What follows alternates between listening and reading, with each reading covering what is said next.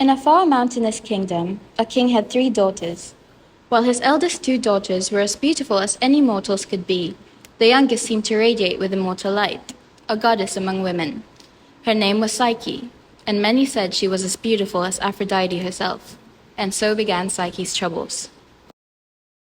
Eros! Eros! In the cloud-built halls of Olympus, the goddess of love was pacing the floor. She called for her young son Eros, whose magical bow and arrows could create love in any heart. Mother, what's the matter? The god Eros floated into the room. My son! I have horrible news! Those miserable mortals! What have they done, Mother?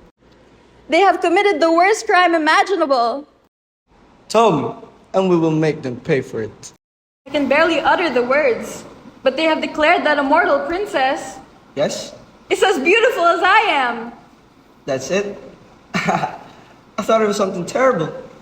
Eros! You don't understand! I am the goddess of beauty. Goddess! Do you know what that means? No one's looks can rival my own, especially not a mortal's. Isn't beauty in the eye of the beholder? How can I expect you to understand? You were not born with my burden. When I was first sprang from the sea foam, they gathered around me upon the beach and worshipped me. How glorious is Aphrodite, they cried. Beauty has been my title, my right. What has changed? You look the exact same as you did when you were born. Gods don't age. Yes, my skin is still as soft as it ever was. My hair has its old luster. But over time, people grow tired of the same old thing. They look for something new, something inferior. Ever since the day I was born, I've been defending my title. But my son, this is the deepest cut of all. What would you like me to do? I need you to ruin her, of course. You want the usual? Make her fall in love with someone hideous and penniless, right? That would be perfect. Somebody completely disgusting, like a shepherd or something. They don't bathe for months. Is this the type of thing in my job description somewhere? I thought I was supposed to use my arrows to bring love, not pain. Ha! Love is pain. You're bound to figure that out soon enough. Now fly down to earth. Psyche is her name. We'll make her regret ever crossing the goddess of love. And he's off. Eros, the god of gloom and doom. Be careful, darling. Remember, mother loves you. Kisses!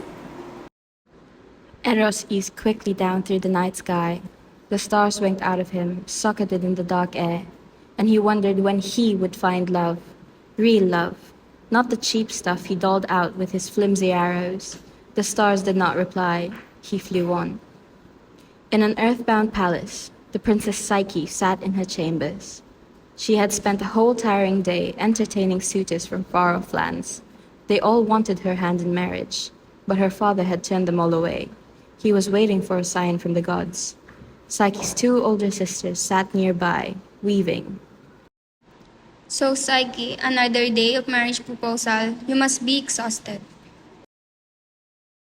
We are so jealous. We wish we weren't such dog faces, so fools could flock to us. I didn't ask them to come. Of course you did not. That's the beauty of it all. They just showed up like flies to dung. No one will want trolls like us after seeing you. Our only consolation is that when the gods take you to Olympus and make you a goddess, we'll be about to visit. What excitement! Our little sister, the new goddess of beauty. You two are just jealous. Jealous of what? You being auctioned off like a piece of meat. At least we will be able to marry for love. Once in bed, away from the presence of his sisters, Psyche allowed her tears to fall. My beauty is a curse. It was there that Eros found the sobbing girl. He floated above her, invisible to human eyes. Why does she weep and hide her face? Come, girl, show me your charms. As if in reply, Psyche raised her head from the cushion. A foreign feeling came into the god's stomach, a feeling half of delight, half of pain. His mission was forgotten. He only knew that his glorious creator before him was sad, and all he wanted was to make her supremely happy. He moved to materialize, to make himself known, and then be remembered. I am a god. She is immortal. We could never be together. To his surprise, Eris felt his own heart breaking. How many times had he cruelly caused this pain in others? He knew one thing. He could do nothing to cause his maiden more sadness. Eris dissolved into the night, his task abandoned. Mother will be furious, but I don't care. Today, I have learned how love truly feels. The following day, Psyche's kingly father received a message from the Oracle of Delphi. The oracle's words were grave. The gods were angered by Psyche's beauty. The king must sacrifice her or face the wrath of Olympus. Woe and grief! Send for my daughters at once. Father, what has happened? O gods! The oracle has spoken. I must send Psyche to the mountaintop. What have I done? The gods are jealous, my sweet. On the mountain, a beast will come to you, a winged serpent, and you shall be his bride. Psyche felt fear rising up in her throat. I am too old and too weak to resist the will of the gods. They will destroy us if we disobey. Psyche saw her sisters staring at her in amazement. They were not as thrilled as she had expected them to be. Then I guess I have no choice. I must go to be the bride of the beast. The next dawn broke, wailing was heard in the streets of the kingdom. Black cloths of mourning were draped from every balcony. A solemn procession led the princess up the mountain. The king tore his beard as he marched, wailing for mercy, but no mercy came. For all the weeping and gnashing of teeth, no one was brave enough to go against the will of the gods. They left Psyche there, alone in the mountain, to await her monstrous groom. A thin rain began to fall. Psyche wrapped her wet robes around her and closed her eyes. A faraway sound reached her ears, wind growing louder and louder, until it was almost upon her. Come! The strange voice behind her caused no surprise. Then an unseen force lifted her from the rock and into the air. Bright light through her eyelids caused her to open them. Ahead, the clouds had parted. Perched atop a spindly peak was a palace, shining like the noonday sun. This is the home of a serpent? She dared to look over her shoulder. To her shock, it was no winged beast that carried her, but a bearded little man. You aren't a snake? Of course, I'm not, you silly girl. I'm Zephyr, the west wind. They told me a giant serpent was coming to take me away. Sorry to disappoint you. You are to be my husband. Good gods, no. The last thing I need is a wife. I'm free. Free as well. The wind. Your husband is the master of that golden hall there. He's a friend of mine, and I owe him a favor or two. Is he a winged serpent? I've heard him called plenty of things, but not that. I'm to take you to this house, and then he'll be along shortly. You'll find the spirits of the house ready to accommodate your every need. You do know what spirit is, don't you? Yes. They were very near the golden courtyard, and the west wind swooped down low and set Psyche neatly upon the front step. All ashore! Now, if you'll excuse me, it's hurricane season. Before she could utter a thank you, the little man dissolved into a breeze and blew away. The palace doors before her opened, and behind them there stretched a long, hushed hall. Welcome, mistress. Psyche saw no one within the hall. We are here, though you cannot see us. We are the spirits of the house. We serve the master, your husband. Nice to meet you. The master has commanded us to give you whatever you want. I see. Tell me, what kind of being is he? He is the kindest of masters. Can you tell me what he looks like? As we are invisible to you, he is invisible to us. His goodness is all that we see. Oh, The master will arrive tonight in darkness. Psyche acclimated herself to her otherworldly surroundings. The voices spoke calmly to her, and objects were lifted by invisible hands. As night fell, the voices called her to her sleeping chambers. There she lay down to await her mysterious husband. Sleep, as if another spell of the house, overcame her. She awoke much later. The room was pitch black, and she felt that someone or something was very near. Who is there? Your husband. Psyche felt his touch upon her arm. Do not be afraid. Show yourself. I cannot. I don't understand. You tell me not to be afraid, but you are the one who hides. I have left my home and my family to come to this place, and yet I am forbidden to see my husband's face. You could never gaze up upon me, Psyche. Your love is all I desire, and you would never truly love me if you were to see my true nature. How can you know that? Blindness is the worst than any appearance could possibly be. I shall keep you here, and we shall spend each night as husband and wife. But when the day comes, I must be gone from your sight. That's unfair. If you make me a prisoner here, you must at least give me some right. This is the way that it must be. You must learn to live with this curse, as I have. Trust me, Psyche. So Psyche's life began its mysterious routine. She would spend her days idly, attended by the spirits of the house. In the black midnight, her husband would return to her and caress her in that hour, but then be gone by the dawn. By some other enchantment, even as they touched, she could never tell his true form. It shifted beneath her fingers, refusing to be identified. He loved her true, though. He loved her true enough. His attentions showed it, and over time, the absence of his appearance no longer concerned her. Whatever her husband truly was, giant serpent or bodiless spirit, Psyche grew to love him in return. Spirits, can I ask you a question? Certainly, my lady. I know I cannot leave, but may I receive visitors?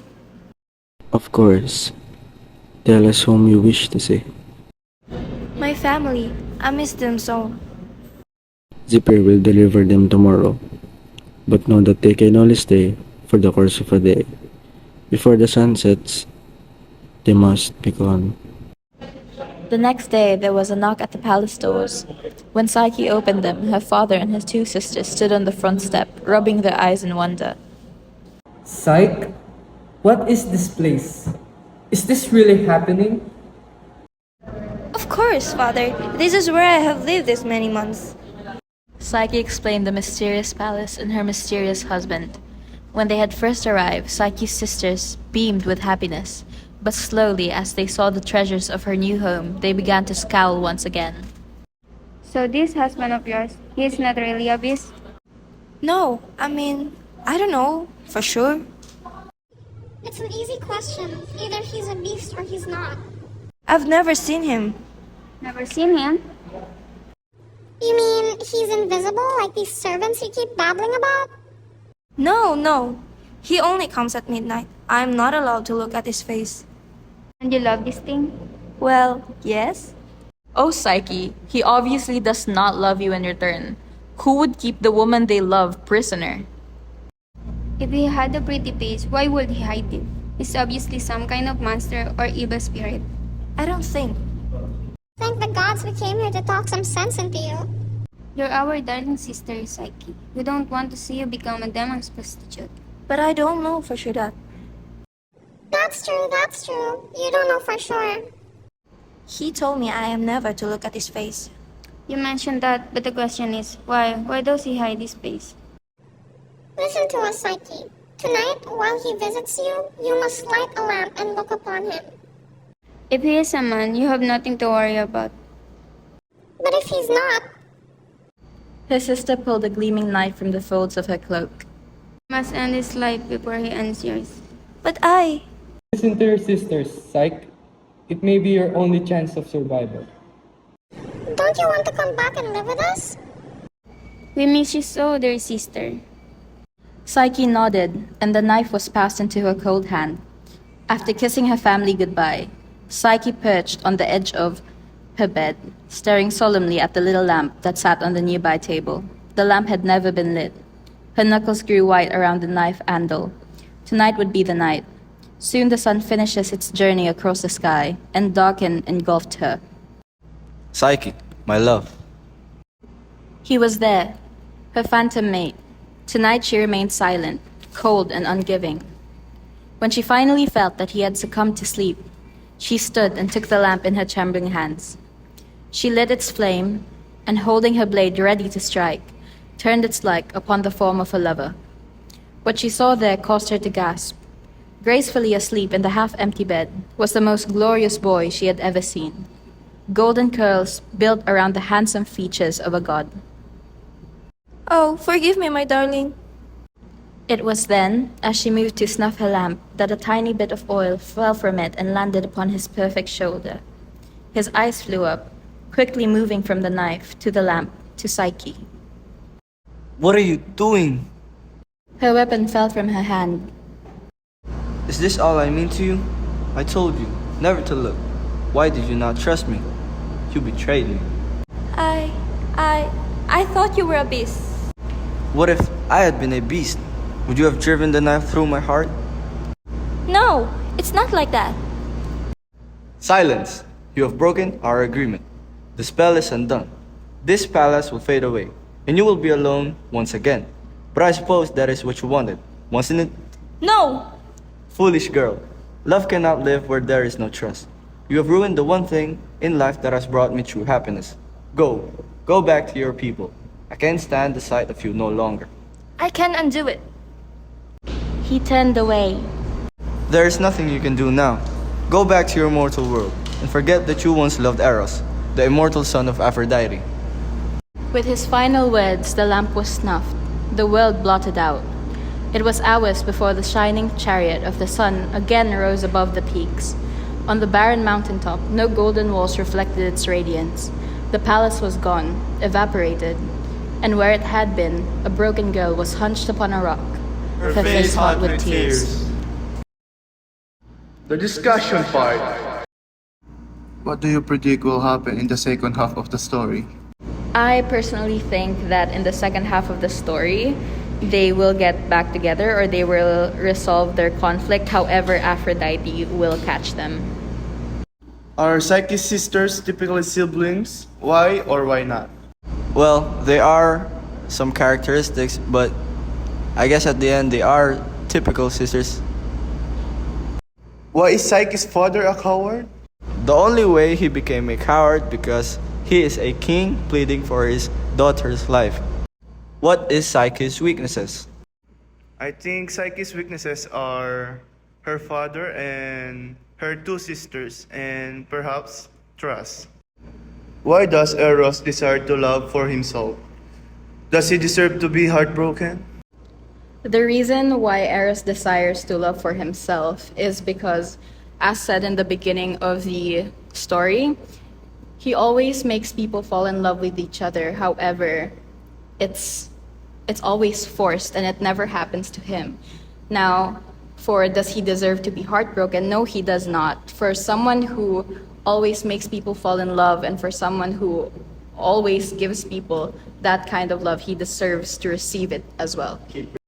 How is Aphrodite's characterization ironic?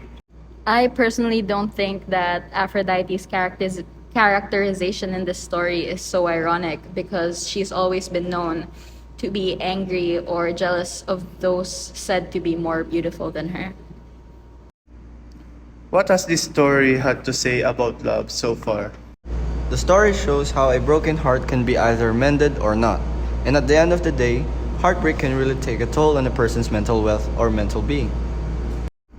Does the beginning of this story resemble a fairy tale?